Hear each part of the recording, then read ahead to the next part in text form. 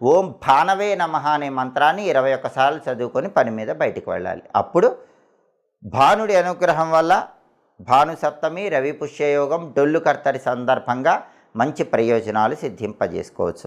అలాగే గంగా జయంతి సందర్భంగా ఓం గంగాదేవ్యై నమః అనే మంత్రాన్ని 21 సార్లు చదివి పని మీద బయటికి వెళ్ళాలి. కాబట్టి భాను సప్తమి, రవి పుష్యయోగం, డొల్లు కర్తరి, గంగా జయంతి సందర్భంగా 12 రాశుల వాళ్ళు ఓం భానవే నమః అనే మంత్రాన్ని, ఓం గంగాదేవ్యై నమః అనే మంత్రాన్ని, ఈ 2 మంత్రాలు కూడా ఒక్కొక్కటి 11 సార్లు చొప్పున జపించుకోవాలి. అలా జపించుకొని బయటికి వెళితే వృత్తి, ఉద్యోగ, వ్యాపార రంగాల్లో తిరుగులేని విజయాలను అందిపుచ్చుకోవచ్చు.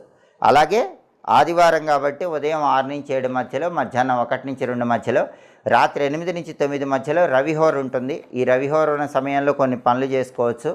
ప్రధానంగా రవిహోర ఉన్న సమయంలో ఉద్యోగం కోసం అప్లికేషన్లు పెట్టుకోవటానికి